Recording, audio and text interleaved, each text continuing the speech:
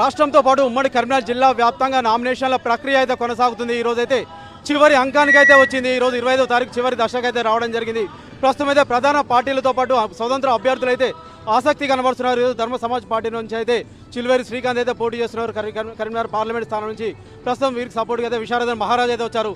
Sir చెప్పండి, ప్రస్తుతం అయితే ఎలాంటి కార్యాచరణతో అయితే ధర్మ సమాజ్ పార్టీ ముందుకెళ్తుంది సార్? ఈరోజు తెలంగాణ రాష్ట్రంలో పార్లమెంట్ ఎన్నికల్లో మొత్తం అగ్రకులాల ఆధిపత్యంతో అన్ని పార్టీలు చెలాయిస్తున్నాయి. బీసీ ఎస్సీ ఎస్టీలు 90% ప్రజలకి ప్రాతినిధ్యం వహించే పార్టీయే లేదు ఈరోజు. ఈ క్రమంలో 90% మంది బీసీ ఎస్సీ ఎస్టీ ప్రజలకి ప్రాతినిధ్యం వహిస్తూ పార్లమెంటులో అణగారిన వర్గాల గొంతుగా వినిపించడానికి, భారత రాజ్యాంగాన్ని రక్షించడానికి బీఆర్ఎస్, కాంగ్రెస్, బీజేపీ పార్టీలకి అభిముఖంగా ఈరోజు ధర్మ సమాజ్ పార్టీ తెలంగాణలో ఉన్న అన్ని పార్లమెంట్ స్థానాల్లో పోటీ చేస్తుంది. అందులో భాగంగానే ఈ ర్యాలీకి కరీంనగర్లో చిలువేరి శ్రీకాంత్ అభ్యర్థిని నిలబెట్టి కరీంనగర్ లోక్సభ ఎన్నికల ర్యాలీకి రావడం జరిగింది. నామినేషన్కి ఈరోజు చెప్తున్నాం మేము, పార్లమెంటులో మరి ఎన్నో బిల్లులు పెండింగ్లో ఉన్నాయి. చట్టసభల్లో బీసీలకు రిజర్వేషన్ బిల్లు కావాలా, దానికోసం ఒక్క పార్టీ మాట్లాడలే. 10 సంవత్సరాల అధికారంలో ఉన్న బీజేపీ పార్టీ పార్లమెంటులో బీసీలకి చట్టసభల్లో రిజర్వేషన్ బిల్లు కోసం ఈ రోజు వరకు బీజేపీ ఎందుకు పోరాడలే? దీని మీద ఇక్కడ పోటీ చేస్తున్న బండి సంజయ్ యొక్క అభిప్రాయం కావాలా మాకు. ఈరోజు కరీంనగర్ పార్లమెంటుకి ప్రాతినిధ్యం వహిస్తున్న బండి సంజయ్ బీసీలకి చట్టసభల్లో పార్లమెంటులో బీసీలకి 50% రిజర్వేషన్ల మీద ఎందుకు పోరాడట్లే? కాబట్టి బీసీలంతా కరీంనగర్ నుంచి పోటీ చేసిన బీజేపీ అభ్యర్థికి ఓట్లు వేయడానికి, మరి ఓట్లు అడగడానికి అభ్యర్థికి అర్హత లేదని చెప్తున్నాం. కాంగ్రెస్ పార్టీ 50 ఏళ్ళు పరిపాలించింది, కానీ ఈ దేశంలో చట్టసభల్లో బీసీల రిజర్వేషన్ కోసం ఎందుకు పోరాడలే? బీఆర్ఎస్ ఎందుకు పోరాడలే? కాబట్టి 3 పార్టీలకి బీసీలని, అణగారిన వర్గాలని ఓటు అడిగే హక్కు లేదు.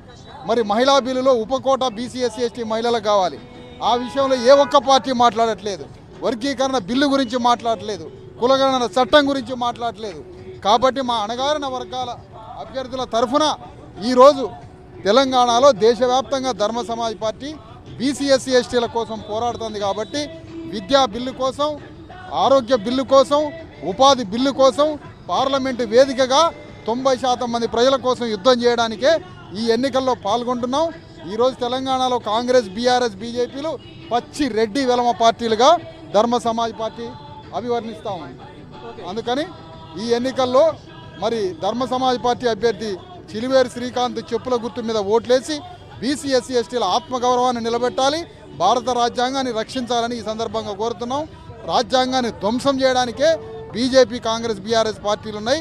రాజ్యాంగాన్ని రక్షించడానికే ధర్మ సమాజ్ పార్టీ ఉందని ఈ సందర్భంగా. ప్రస్తుతం అయితే ఇప్పుడు భారీ ర్యాలీతో అయితే నామినేషన్ వేయడానికి అయితే వెళ్తున్నారు కదా. ప్రస్తుతం అయితే ఇప్పుడు డిఎస్పీకి సంబంధించి ధర్మ సమాజ్ పార్టీకి సంబంధించి ఎజెండా ఏం చెప్తారు ప్రధానంగా? అదే ఈరోజు పార్లమెంటు వేదికగా మీకు ఇందాక చెప్పిన అన్ని బిల్లుల కోసం పోరాటానికే మా అభ్యర్థికి ఓటేయమని మేము అడుగుతున్నాం.